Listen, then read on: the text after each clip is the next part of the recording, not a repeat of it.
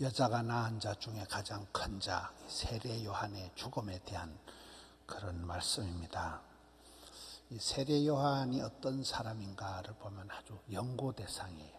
누가복음 1장에 보면 세례 요한은 그 어머니 엘리사벳, 아버지 사가랴가 아주 나이가 많아서 할아버지 할머니가 되어서 낳은 기도의 너뚱이에요.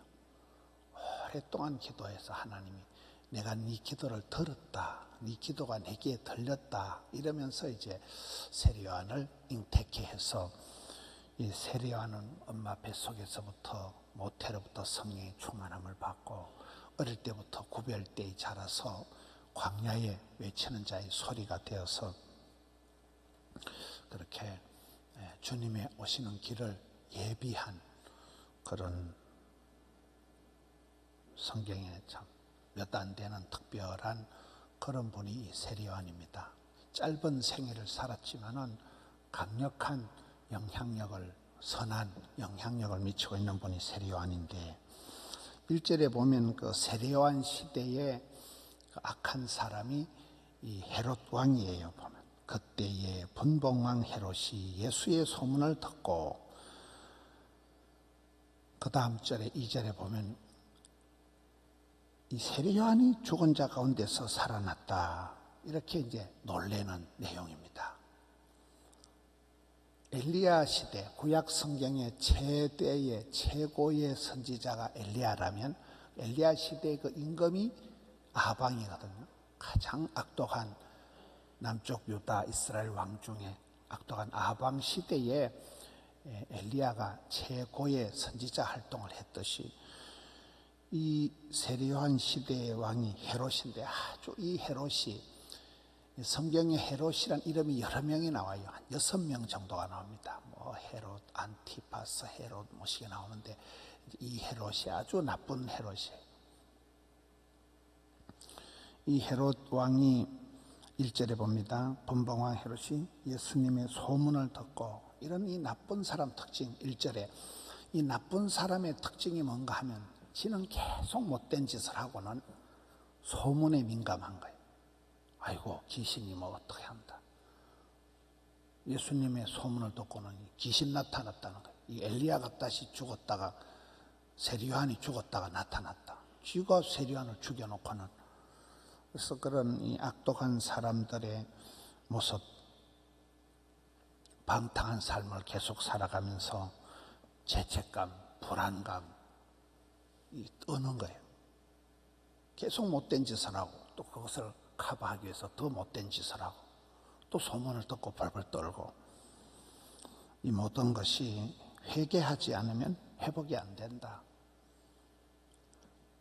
해석이 되어져야 해결이 되어지고, 항복, 주님 앞에 항복을 해야 행복해지고, 회개해야 해결이 되는데, 도무지 회개하지 않고 계속 말썽을 부리는 사람들이 이렇게 심령이 이미 강팍하게 되어서 계속 죄를 짓고 계속 못된 짓을 하면서, 그러면서 또 양심의 가책을 받고 죄책감, 수치감, 패배감, 열등감, 여기 불안감에 떠는 그런 모습이 이제 이 본문에 나타나는 헤롯과 예수님의 소문을 듣고 자기가 죽인 엘리야가 살아났다고 벌벌 떠는 모습입니다.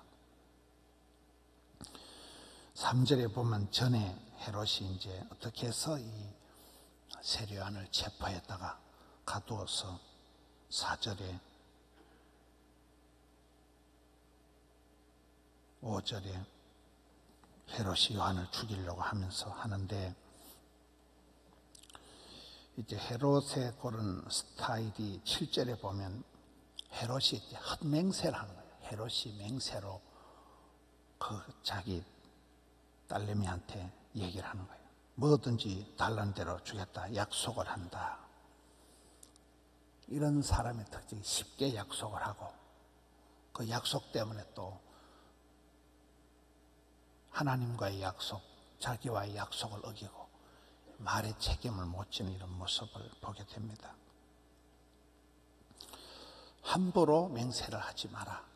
쉽게 약속을 하지 마라. 여러분, 약속을 가장 잘 지키는 방법이 뭐라 그래요? 약속을 안 하는 거예요. 우리는 호언장담을 할 만한 그렇게 대단한 존재가 아니기 때문에 약속을 잘 안 하는 게 약속을 잘 지키는 방법이에요. 절대로 반드시 이런 말 자체가 어폐가 있는, 우리는 그런 절대적인 존재가 못 되는데, 이 헤롯 왕이 함부로 맹세하고 쉽게 약속을 하고, 8절을 봅시다. 그가 제 어미의 시킴을 듣고 세례 요한의 머리를 소반에 앉아 여기서 내게 주소서 하니. 여러분, 엘리야 시대에 가장 악한 왕 아합 왕이 왜 악했어요? 마누라 때문에. 마누라, 이세벨이라는 마누라를, 가장 악독한 여자를 만나서 그 시대에 우상을 숭배하고 이스라엘 천지에 바알신을 끌어들인 장본인이 이 이세벨이에요. 이세벨이라는 마누라의 영향을 받는 거예요. 남자는 다 여자 말을 듣게 되어 있는 거예요. 여자는 남자를 성공을 못 시켜도 조지는 건 가능한 거예요. 그렇잖아요. 여러분, 이렇게 성공한 남자, 행복한 남자, 건강한 남자, 거의 보면 옆에는 현숙한 아내가 있는 거예요. 기도하는 어머니가 있는 거예요. 그런데 이 실패하는 남자 옆에는 미친년 같은 마누라, 여편네, 또라이 같은 여자가. 엄마가 누구니? 여기 이 에미가 이 악한 걸 시키는 거예요. 에미가 시켜가지고 8절을 봅니다.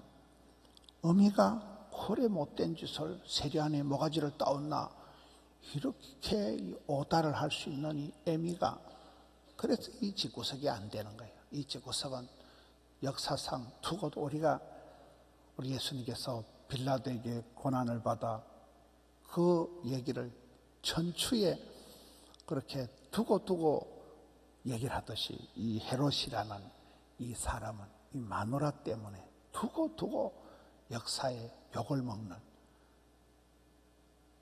천추의 죄인이 되어버리는 거잖아요. 우리가 어머니의 영향력이 그렇게 중요합니다.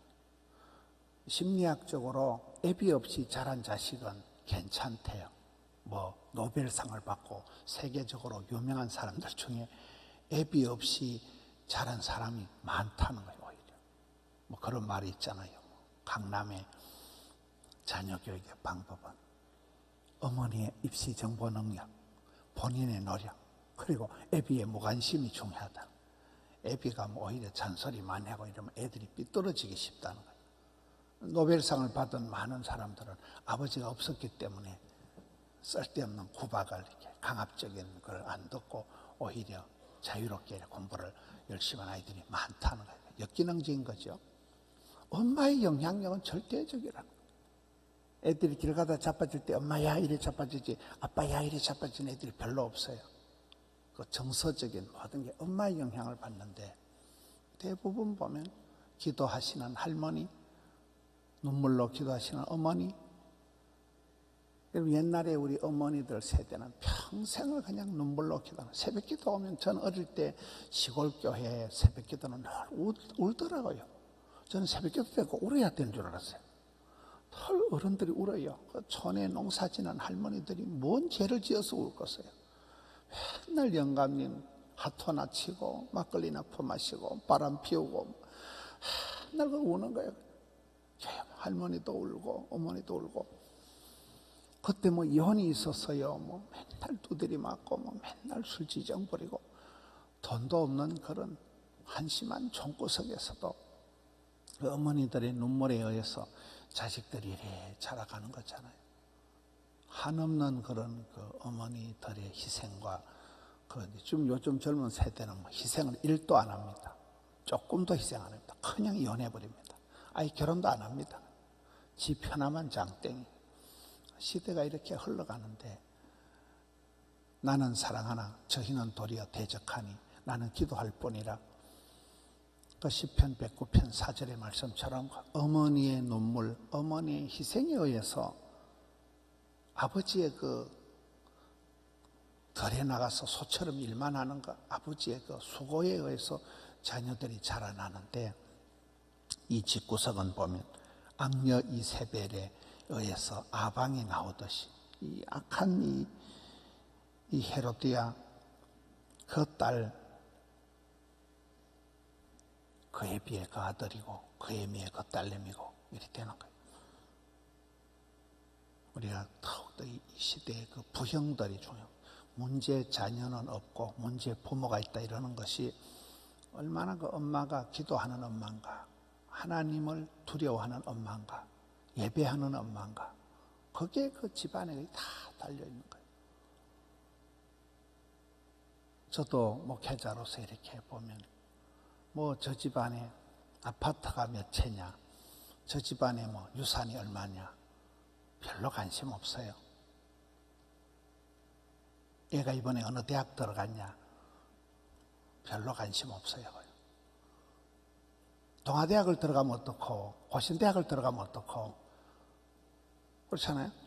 별 차이가 없어요. 사는데 보면 믿음이 없는 가정과 그 예배하는 가정, 기도하는 가정, 굉장히 여기 세월이 지나갈수록 목회자니까 그냥 저딴 식으로 쉽게 얘기하지가 아니고, 살다 보면 뭐 잘 먹고 잘 살고 뭔 의미가 있냐고. 그러다 지옥 갈 긴데, 믿음의 대가 끊어질 긴데, 믿음의 대가 끊어지는 상태에서 아무리 자식들이 뭐 출세하고 떵떵거리고 살아가는 거 부러운 게 아니에요. 다 그건 지옥 가는 거예요. 그건 끝이 나는 거예요. 그 당대의 끝이 나버리는 거예요. 수천 대까지 축복이 이어지지 않기 때문에. 여기에 9절에 보면 왕이 근심하나 자기가 맹세한 것과 함께 앉은 사람들 때문에 주라 명하고, 왕이 근심을 하는데 요 정도 근심하는 거 가지고는 안 되는 거예요. 요 정도 걱정하는 거 가지고 회개에 이르는, 회개 기도에 이르는 눈물과 기도가, 회개가 있어야 되지. 조금 걱정하고 조금 우려하는 이 정도 가지고는 택도 아니다. 큰 두려움이 작은 두려움을 이긴다. 여호와를 경외하는 것이 지식의 근본이다. 믿음의 선배들은 보면 하나님 앞에서는 발발 떨어요. 사람 앞에서는 꿈쩍도 안 합니다. 그런데 악한 사람들은 사람 앞에 벌벌 개요. 하나님은 안중에 없어요. 도무지 하나님 대해서는 뭐 손톱만큼도 경외한다는 건 세 가지 뜻이라요. 두려워한다, 공경한다, 사랑한다. 하나님 향한 이 경외함이 없는 게 문제인데, 여호와를 경외하는 것이 지식의 근본이다. 헤롯은 사람은 두려워하지만은 하나님을 두려워하지 않은 거예요. 세례요한은 사람 눈치를 안 보지고 하나님을 두려워했다. 이런 사울 왕은 다윗을 묵상했고, 다윗은 뭐 하나님을 묵상했다 이러잖아요. 베드로가 보세요. 그렇게 겁을 먹고 계집아이 앞에서도 예수님을 부인하던 베드로가 성령 충만 받고 난 이후에는 내가 하나님 말씀을 들을까 사람 말을 들을까 다 안대해지는 거예요. 마지막으로 12절을 보겠습니다. 요한의 제자들이 와서 그 시체를 가져다가 장사하고 가서 예수께 아뢰니라. 세례요한의 죽음이 나옵니다. 사람은 잘 사는 것보다 잘 죽는 게 중요하다 이러잖아요. 웰빙이 아니라 웰다잉이 중요하다. 왜냐하면 여러분 보세요. 사람은 죽을 때 그 사람이, 장례식 할 때 보면 그 사람의 평가가 나오고, 사후에 그 사람이 죽고 난 이후에 그분이 어떤 분인가가 진짜 백이 평가가 나오는 거예요. 그렇잖아요. 아벨이 그랬고 여기 세례요한이 그랬고, 죽고 난 이후에 예수님께 이게 바로 올라가는 거예요. 예수님 앞에 이 보고가 올라가는 거예요. 스데반 집사가 죽을 때 하늘 문이 열리고 예수님께서 보좌 우편에 서서 손을 들고 있는 걸 보고는 뭐 스데반 집사가 돌멩이가 날라와도 뭐 눈도 깜짝 안 하는 그런 담대한 평강이 오듯이, 죽음의 문제, 사람은 누구든지 반드시 죽는 것은 한 번 정한 이치라는 거예요. 반드시 한 번은 죽는데, 반드시 죽는데, 언젠가는 죽는데, 한 번 죽는 것은 정한 이치인데, 그 다음에는 심판이 있는데, 심판 이후에 우리가 어떻게 되는가, 거기에 대해서 생각을 해야 된다. 한 해, 두 해 더 사는 거 의미가 없다니까요. 돈 100만 원, 1000만 원 더 모아놓는 거 의미가 없다니까요. 오늘 밤 내가 죽어도 내 자녀들에게 할 말이 있어야 돼. 너가 애비는, 너가 애미는 이렇게 살았다. 자녀들에게 할 수 있는 그런 준비가 돼야 된다. 여기에 어떻게 보면 참 너무 빨리 돌아가신 세례요한이지만은 이 세례요한의 의로운 삶이 두고두고 영원히 가네요. 주님께 올라가는 거예요. 주님께 이 세례요한의 죽음의 보고가 예수님께 아뢰니라. 이 12절 말씀에 하나님께서 우리를 받으시는, 하나님께서 우리를 기억하시는 그런 인생이 돼야 되지. 주님 내니 모른다, 큰일 날 일이잖아요. 오늘 이 세례요한의 죽음과 그 세례요한을 죽음에 이르게 한 헤롯의 악행, 헤롯의 어떤 그 심리적인 흐름을 우리가 살펴봤습니다. 하나님 앞에 얼른 회개하고 엎드려 회개해서 하나님 앞에 경외함을 감당하는 이 시대의 많은 일들을 감당해가는 우리 성도님들 되시기를 축원합니다. 하나님 아버지 감사합니다. 오늘 또 생명을 주시고 예배할 기도할 마음을 주셔서 감사합니다. 주전에 쫓아와서 새벽을 깨우게 해주시니 감사합니다. 세계 열방의 지진과 기근과 여러 가지 일들로 고통하는 이때에 참 말세 지마를 당하여서 말세의 고통의 때가 올 터인데 남종들에게 여종들에게 성령을 물쏟듯이 부어주심하신 주여, 주의 자녀들이 새벽을 깨우고 기도할 때 하늘문을 열어주시옵소서. 이 시대의 고통을 감당할 수 있는 성령의 기름 부으심을 허락하여 주시옵소서. 이 어두운 시대에 세상을 감당할 수 있도록 주여 큰 믿음을 주시옵소서. 사랑하는 성도님들 각양의 처지와 형편을 굽어보시옵소서. 주님 기억하여 주옵시고 저들의 기도가 주께 상달이 되어 우리 주님 역사하여 주시옵소서.